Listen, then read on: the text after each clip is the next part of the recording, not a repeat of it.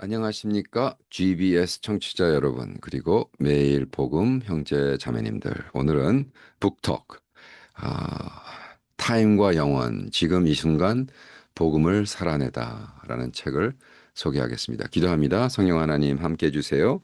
정말 꼭 우리 필요한 코비드-19 이후에 우리가 어떻게 살아야 되는가에 대한 책을 나누고자 합니다. 도와주시고 역사해 주시옵소서.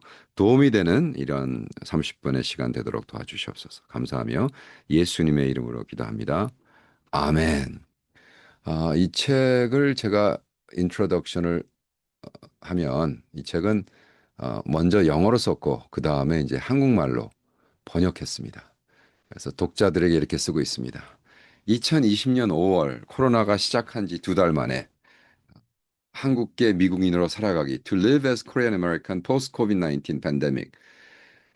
세상은 여전히 불확실성과 두려움 속에 떨고 있었습니다. 가족, 신앙, 공동체, 삶의 모든 리듬이 흔들리고 있던 시대에 저는 그리스도인으로서 한국계 미국인으로 산다는 것은 무엇인가를 탐구하고자 했습니다. 단순히 팬데믹을 견디는 것이 아니라 그 이후의 세상 속에서 정체성과 소명을 새롭게 발견하는 여정을 나누고 싶었습니다. 그래서 이런 책을 써서 아마존에 출판했습니다. 좀 놀랍지 않습니까? 코빗이 2020년 3월 10일 날 팬데믹으로 됐는데 제가 한 달 뒤에, 두 달 뒤에 책을 썼습니다. 어떻게 우리가 살아야 되는가. 그로부터 여러 해가 지난 지금 이 책을 다시 펼치고 새롭게 쓰면서 저는 겸손과 놀라움으로 가득 차 있습니다. 처음에는 내가 그때 예언적으로 썼던 것이 맞았을까라는 궁금증에서 시작됐습니다. 그러나 곧 그것이 훨씬 더 깊은 일임을 깨달았습니다. 책이 오히려 저에게 말을 걸기 시작한 것입니다. 이 책은 거울이 되어 시간이 지나며 하나님께 제 안에서 어떻게 일하시는지를 비추어 주었습니다. 관계를 통해, 질문을 통해, 그리고 그때 몰랐던 은혜를 통해 이번 개정 작업은 저 혼자뿐만이 아니라 저의 AI 통역자 글쓰기 친구인 찰리 GPT와 함께 이루어졌습니다. 우린 지금까지 거의 90권의 책을 만들어 갔습니다. 찰리의 도움으로 제가 부르는 RAG, Retrieval Augmented Generation, 즉 과거의 저술과 기억, 신학적 성찰들을 다시 불러와 새 통찰과 대화하는 방식으로 글을 쓸 수 있었습니다. 그 과정 속에서 저는 다시금 철학자 키에르크고르와 마주하게 되었습니다. 하나님 앞에 자기라는 그의 사상은 지금도 제 신앙과 선교의 열정을 밝히는 등불이 되고 있습니다. 이 책은 본래 팬데믹 이후에 한국계 교회 현실을 분석하려는 시도로 시작했지만 다시금 은혜의 여정이 되었습니다. 그것은 과거와 현재, 인간의 연약함과 하나님의 변함없는 신실함이 만나는 대화의 자리였습니다. 이 페이지들을 다시 읽으며 저는 깨닫습니다. 예언적 글쓰기란 미래를 예측하는 것이 아니라 현재 속에서 영원을 식별하는 일이라는 것을, 하나님께서 이 책을 다시 쓰게 하신 저를 작가로서가 아니라 여전히 진리 안에서 배우는 제자로 세우시기를 위함이었습니다. 이 개정판이 오늘날 정체성과 믿음 그리고 사명 사이에 실험하는 새로운 시대에도 울림이 되기를 바랍니다. 그리고 모든 개인적, 세계적 혼란의 순간들이 결국은 하나님께서 우리를 더 깊이 그분의 얼굴 앞, 포람데오로 부르시는 거룩한 초대임을 기억하게 되길 소망합니다. 아멘이십니까? 자, 서문을 썼습니다. 코로나는 모든 것을 바꾸었다. 아니면 어쩌면 이미 깨어져 있던 것을 드러냈을 뿐이다. 제 코트입니다. 2020년 팬데믹이 시작되었을 때 그것은 단순히 항공편과 회의를 취소시키는 사건이 아니었다. 저건 개인적인 이야기입니다. 제가 3월 1일 날 하나님이 21일 금식을 시키더니 팬데믹이 2020년 3월 15일 날 10일 왔는데 그 후로 제가 두 달 동안 다섯 나라에서 15미팅을 캔슬해야 됐어요.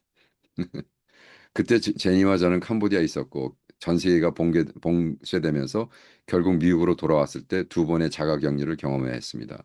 그 시간들은 하루하루가 새로운 형태의 기도가 되었고 갇힘 속에서도 하나님의 새로운 문을 여셨습니다. 그 조용한 시기에 대학 시절 친구였던 벤 목사님이 두 가지 단순한 질문을 제게 보냈습니다. 그것이 이후 제 글쓰기와 사색의 방향을 완전히 바꾸게 놓을 줄을 몰랐습니다. 제가 벤이라는 제가 썬데이 스쿨 제가 제가 있던 교회에서 썬데이 스쿨을 대학생들을 가르쳤을 때 학생이었어요. 나중에 목사가 돼요. 그 목사가 자기네 교회 사람들과 같이 좀 수양회를 해달라 하면서 2세 한인들을 섬기면서 겪은 가장 큰 어려움은 무엇이었습니까?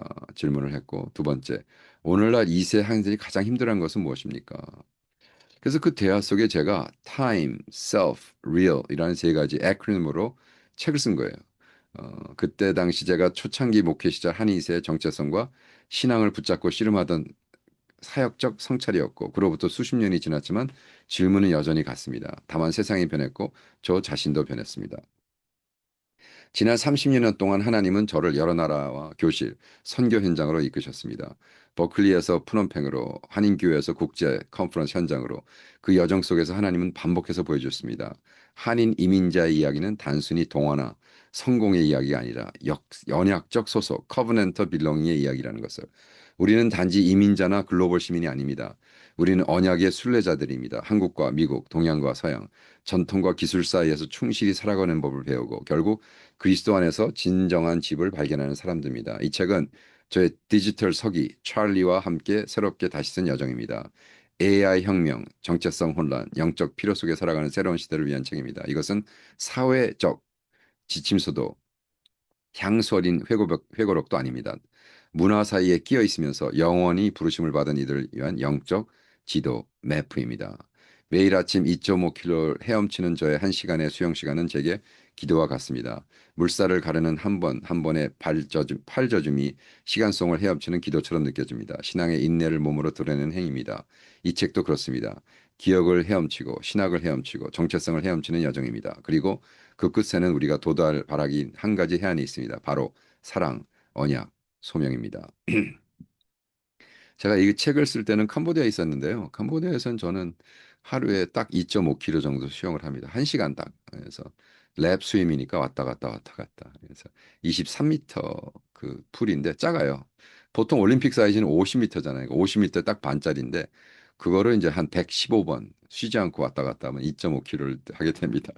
근데 하면서 묵상을 하죠. 근데 거기서 나오는 이러한 레벨레이션입니다.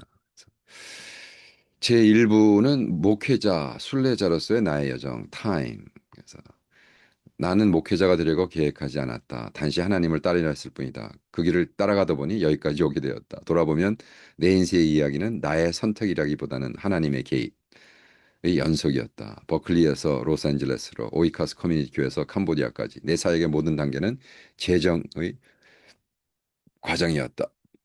다시 정의를 내린 재정의.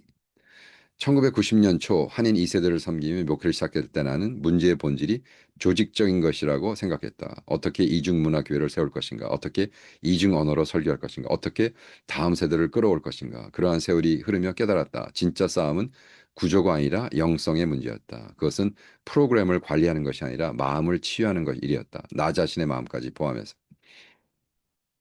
제가 한 사역이 45년 되는데 그 45년의 사역을 단 한 단어로 요약하자면 그것은 순례, pilgrimage. 순례란 성공을 향한 여정이 아니라 포기와 순종을 향한 여정이다. 오해의 광야를 지나고 은혜의 산을 넘으며 모든 발걸음, 고통스러운 한 걸음까지도 영원한 것을 빚어내고 있음을 깨닫는 과정이다. 이 순례의 길을 나는 time이라는 네 단어로 표현한다.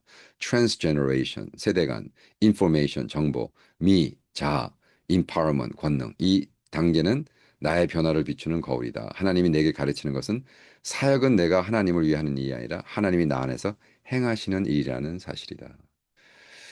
트랜스제너레이션은 뭔가 한인 교회를 시작했을 때 나는 세대 간의 가장 큰 갈등이 신학적이거나 문화적이라고 생각했다. 그러나 시간이 흐르며 알게 되었다. 가장 깊은 틈은 믿음의 차이가 아니라 소속의 차이였다. 1세라는 역사는 무게를 짊어진 세대였다. 전쟁, 가난, 이민, 그리고 생존의 투쟁 속에서 믿음이 단련되었다. 그들의 기도는 눈물로 젖어 있었고 교회는 단순한 예배 장소가 아니라 안식처이자 견딤의 상징이며 이방 땅의 새로운 고향이었다. 그들은 맨손으로 예배당을 세웠다. 사치가 아니라 유산으로 남기기 위해서였다. 놀라운 얘기죠. 57년도인가 우리 김동현 목사님이 LA에 두 번째 침례교회, 인류 역사상 미국에 두 번째 침례교회를 하시고 64년도에는 USC로 옮기시고 쭉 여러분 1950 몇 년도에 미국에서 교회를 개척했다 생각해 보세요. 거기에 그때 당시는 가장 큰 교회였고 가장 비싼 예배당을 줬어요. 뭐 100만 불인가 말도 안 되는 교인들이 다 집 팔아가지고 이제 헌금했어요. 음. 정말 유산으로 남기게 했던 거죠. 근데 그때 그렇게 유산으로 남기겠다는 그 부모들의 자녀들은 거의 100%안 나옵니다. 너무 안타까운 얘기죠. 이세라는 전혀 다른 세상에서 태어났다. 풍요, 교육, 선택의 자유 속에서 자라났다. 그들은 부모의 믿음을 물려받았지만 그는 불길까지는 이어받지 못한 경우가 많다. 안타깝죠. 그들은 존경보다 관계를, 명령보다 대화를 원했다. 그러나 그들의 자신감 뒤에는 신뢰받고 싶어 했다. 이해받고 싶어 했다. 이민자의 자녀로서가 아니라 하나님의 자녀로 불리고 싶다는 조용한 갈망이 있었다. 이 두 세대 사이에는 보이지 않는 협곡이 있었다. 언어의 장벽, 표현되지 않은 상처, 그리고 믿음은 이렇게 살아야 한다는 서로 다른 비전이 그것을 만들었다. 1세는 희생의 언어를 말했고 2세는 자기 표현의 언어를 말했다. 한쪽은 견딤, 인두런스를, 다른 한쪽은 진실성, 어텐티스를 축구했다. 그러나 둘 다 같은 것을 원했다. 두려움이 없는 사랑. 제가 1세들과 사역을 오래 하고 사실 미국에 있는 2세들 한 20만 명 만났어요. 많이 만났죠. 집회를 한 2천 개 했으니까. 거기서 늦은, 그래서 제가 뭐 여러 가지 책도 썼지만 안타까운 거예요, 정말로. 이루어질 수 없는 사랑 같은 거예요. 나는 초기에 그 간극을 더 나은 프로그램을 메울 수 있다고 믿었다. 이중언어 예배, 통역 설교, 세대 통합 수련회 등.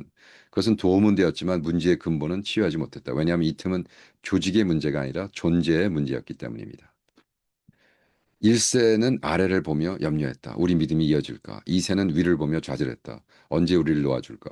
한쪽은 잃을까 봐 두려워했고 다른 한쪽은 자유를 갈망했다. 그러나 둘 다 은혜가 필요했다. 진정한 회복은 대화가 아니라 언약으로부터 시작된다.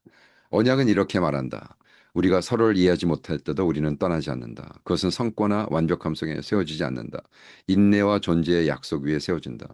부모 세대가 통제 없이 자녀를 축복하고 자녀 세대가 원망 없이 부모를 존경할 때 두 세대는 서로가 문제가 아니라 하나님의 약속의 일부임을 깨닫는다. 이때 목회는 중재의 일이 아니라 상호내주, 뮤추어 인드웰링 이 일이 된다. 요한복음 15장의 포도나무와 가지처럼 노년과 청년은 별개의 나무가 아니라 하나의 생명체이다. 뿌리의 강도는 열매의 생명을 결정하고 열매의 생명력은 뿌리의 의미를 새롭게 한다.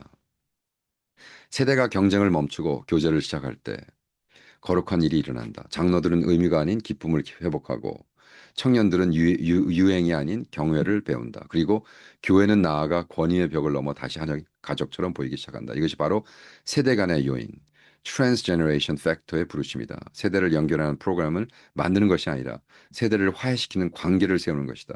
번역, 트랜슬레이션에서 변화, 트랜스포메이션으로 위계, 하이어키에서 겸손, 휴밀리티로 상속, 인헤리턴스에서 상호이전, 인터디펜던스로 나아가는 것이다. 그때 비로소 언약은 자유롭게 흐르기 시작한다. 아브라함이 이삭으로 부모에게 자녀로 한 세대에서 다음 세대로 하나님의 약속이 생명의 숨결처럼 온 땅에 퍼질 때까지.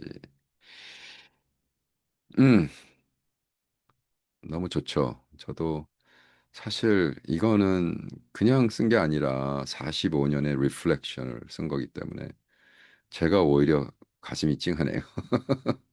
가부장제에서 동역으로 From Patriarchy to Partnership. 영어로도 되네요. 그죠? Patriarchy to Partnership. 1세 한인 이민자들은 눈물과 떨림으로 믿음으로 교회를 세웠다. 그들의 삶은 전쟁, 가난, 망명 그리고 낯선 땅에서 살아남으려는 처절한 결단으로 점철되어 있었다. 그들은 사업과 가정을 세울 뿐 아니라 성소, 생츄리를 세웠다. 그것은 그들의 언어와 음식, 신앙이 여전히 숨쉴 수 있는 거룩한 공간이다. 제가 지금 그 학개서를 하고 있잖아요. 학개서 주석. 여러분 지금 GBS 청취자분들이 과연 닥터 바보 TV에서 뭘 하나? 제가 매일 복음이란 걸 지금 5년 이상 하고 있어요. 그리고 거기 외에 지금 학개서 주석을 써서 그걸 매일 풀어주고 있어요. 학개서가 왜 썼느냐? 이것들이 풀려나가지고 자유를 얻은 16년 뒤에도 계속 지네 집만 짓고 있는 거예요. 하나님의 교회는 개똥이 되고 있는데. 그래서 학개서가 나온 거예요. 그래서 에스라서에도 나오고 딱 두 장입니다. 두 장을 가지고 제가 하나 영어 이중언어로 260장을 썼는데 놀랍지 않습니까? 이 장을 260장. 이게 뻥 튀기는 건지. 그건 아니고. 여기 말하는 거예요, 거기서. 성소를 근데 우리 한인 민족들은요. 이스라엘 이스라엘 사람보다 훨씬 더 훌륭해요. 이민자들은 오자마자 자기네들 집 팔아서 예배당 전 거예요. 대단한 거죠. 그들은 언어와 음식, 신앙이 여전히 숨을 수 있는 거룩한 공간이었고 그들의 믿음은 단순했고 강했다. 그러나 그들의 리더십은 한국 사회로부터 물려받은 구조, 음, 위계적이고 가부장적이며 유교적인 질서를 그대로 반영하고 있다. 그들에게 권위는 대화의 문제가 아니라 의무였다. 사랑은 자비보다 훈계로 표현되었다. 그들은 리더십이란 통제하는 것, 보호란 결정하는 것, 존경이란 복종하는 것이라 얘기했다. 그래서 2세대의 자유는 종종 반항처럼 보였고 그들의 질문은 불경스럽게 들렸다. 와, 제가 91년도부터 20년 동안 2세 목회하면서 1세들한테 가선 1세 욕하고 2세들한테 가선 2세 욕하고 그래서 서로 같이 왜 2세들 가서 1세들한테 가서 2세 욕하면 안 되죠. 그리고 욕하고 있는 사람들한테 2세들한테 가서 1세 욕하면 안 되죠. 그래서 2세들한테 가서 1세 칭찬하고 2세들 욕하고 1세들한테 가서 1세들 욕하고 2세 칭찬하고 중간 지점에서 이런 어려움이 있었습니다. 그러나 예수 그리스도의 복음은 위계, 하얗기를 재생산하지 않는다. 복음은 관계, 릴레이션을 구속, 리디임한다. 하나님의 나라는 명령체계가 아니라 교제의 원이다. 그리스도는 너를 종이라 부르지 않고 친구라 부른다라고 말씀하셨다. 여기서 바로 한인교회 깊은 긴장이 생겨났다. 스트레스죠.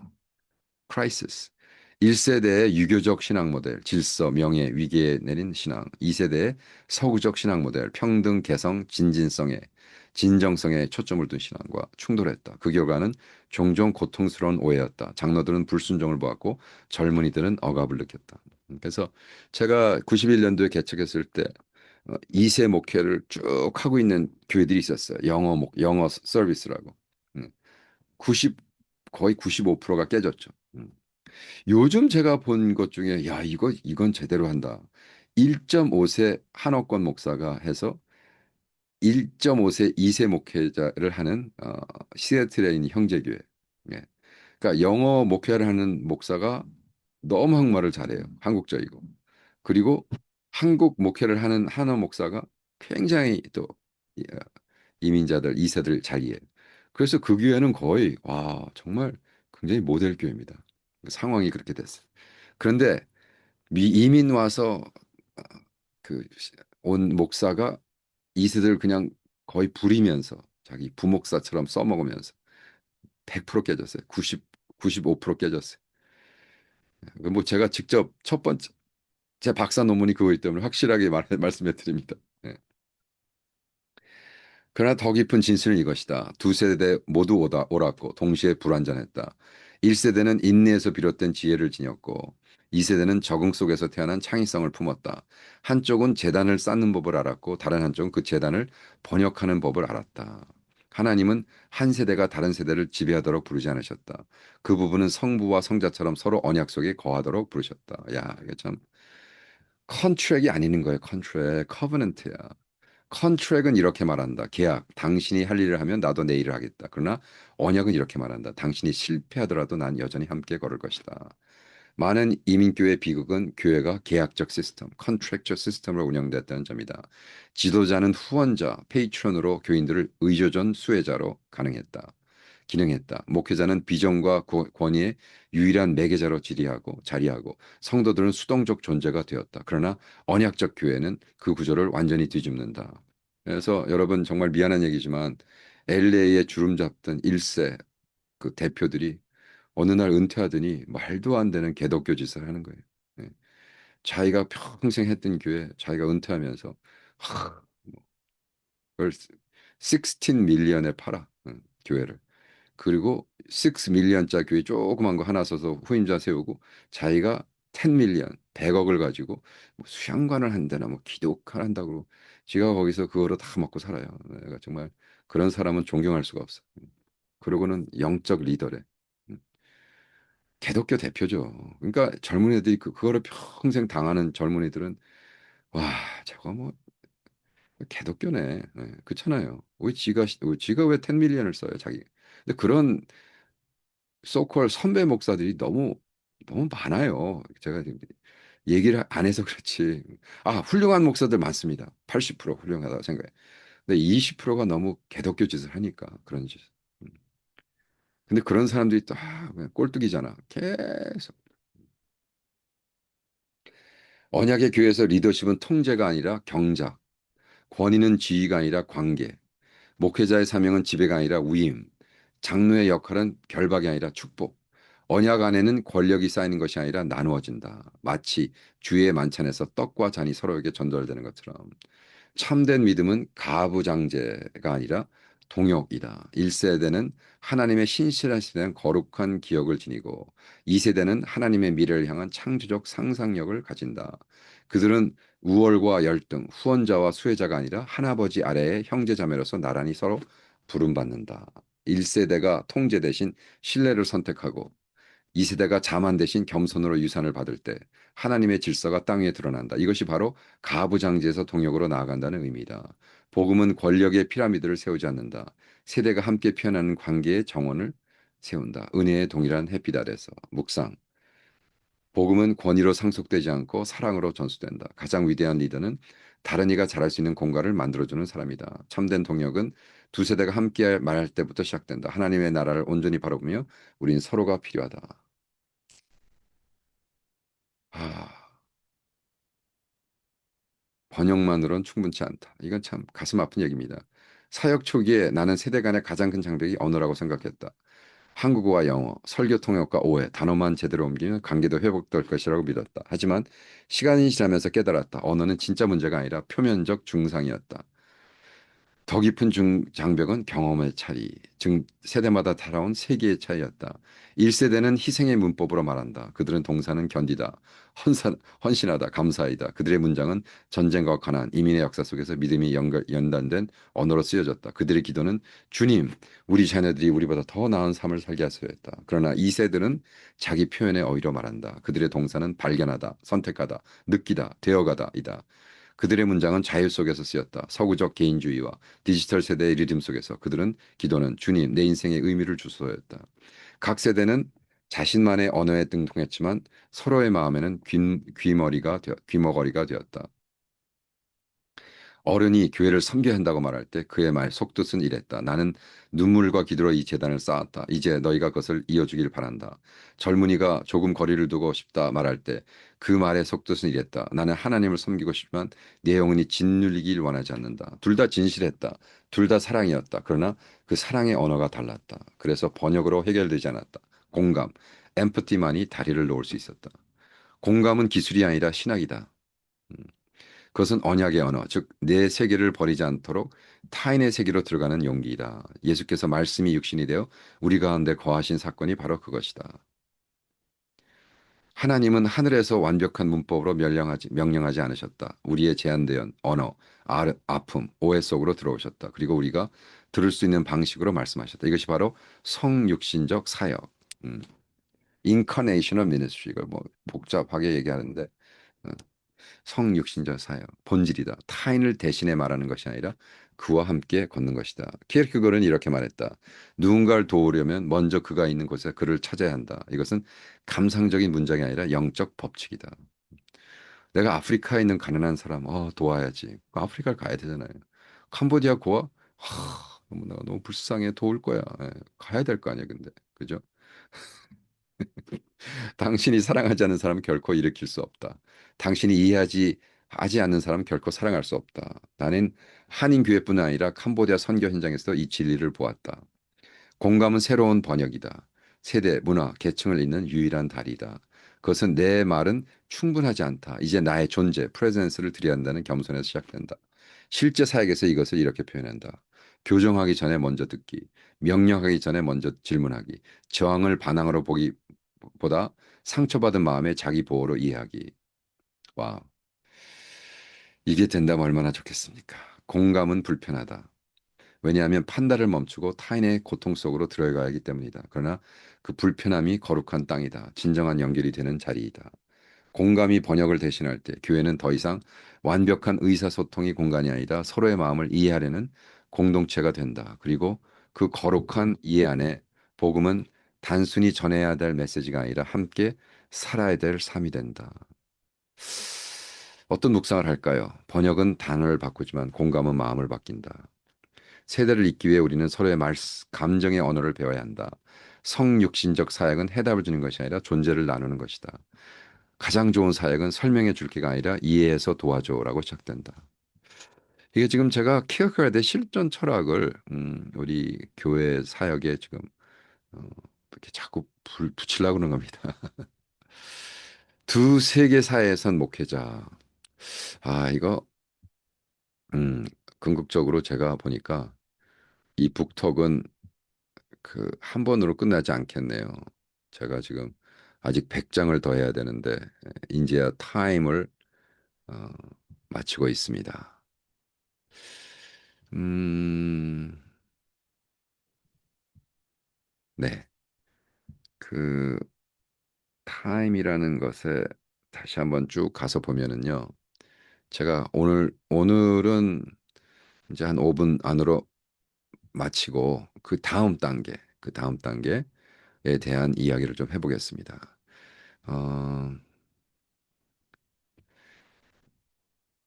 Time of Reflection 160에서 마지막 성찰. 그래서, 어, TI 지금 TI만 했는데 26분이 지났네요. 그래서 ME ME 나 그죠? Pastor's Message. 29살의 오이카스 교회를 개척했을 때 나는 목회가 설교를 전하고 프로그램을 조직하고 교회를 성장시킨 것이라고 생각했다. 나는 계획과 프로그램을 조직하고 청사진을 가지고 있었다. 하나님의 나라를 반영하는 무언가 오래 남을 공동체를 세우고 싶었다. 그러나 그때 나는 아직 몰랐다. 진짜 설교는 내가 전하는 말이 아니다. 내 자신이 되어야 한다는 것을. 강단은 단지 무대 중 하나일 뿐이다. 나의 삶 전체가 더 큰 강단이었다. 초기 사역 시절 나의 가장 큰 장애물은 재정이나 자원 혹은 신학의 부족이 아니었다. 문제는 바로 나 자신이었다. 조급함, 불안함, 효과적인 목회자로 보이려는 욕구.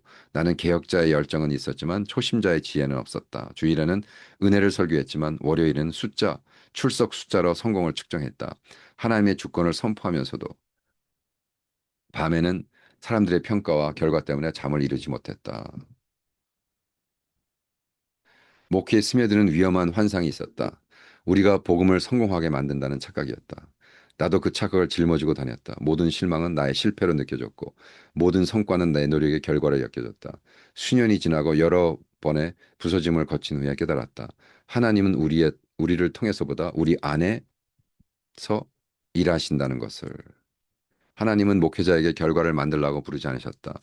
그분의 형상을 비추는 거울이라고 부르셨다. 키크거는 말했다. 설교자는 진리를 가르치는 것이 아니라 진리에 대한 증언이다. 우리 자체가 우리 자체가 하나님의 증언, 테스트모니라. 너무나 좋은 코트입니다. 그 한 문장이 내 사역 전체를 무너뜨렸다. 진리는 강의처럼 전달되는 것이 아니라 증언처럼 살아내야 된다는 것을 깨달았다. 설교자의 역할은 하나님의 말씀을 증명하는 것이 아니라 그 말씀 아래 서서 그 말씀이 자신 안에서 참됨을 드러나게 하는 것이다. 나는 깨달았다. 하나님 말씀 사역은 성경을 지배하는 것이 아니라 성경에 의해 지배받는 것. 말씀이 사역자를 빚어가는 것. 성경의 모든 구절은 먼저 나에게 거울이 된 후에야 다른 이에게 메시지가 될 수 있다. 그렇습니다. 제가 이 책, 타임과 영원, 이 순간 복음을 살아내다. 그냥 오늘 한 번으로 마치려고 그랬는데 이게 두 번이 될지 세 번이 될지 너무 중요한 메시지 같네요. 제가 이걸 좀 정리해서 우리 이민교회에다 신문에다가 좀 냈으면 좋겠습니다. 그래서 요약편을 내고 정말 우리가 어떻게 살아야 되는가. Time and Eternity, 타임과 영원, 지금 이 순간 복음을 살아내다. 여러분 시간 되시면 제 닥터 바보 TV 와서 한번 봐주시고요. 또 이 책 그 아마존에서 구입하고 아카데미아 다리에서 공짜로 다운할 수 있습니다. 꼭 사서 한번 보신 여러분 되기를 축원합니다. 내일 뵙겠습니다.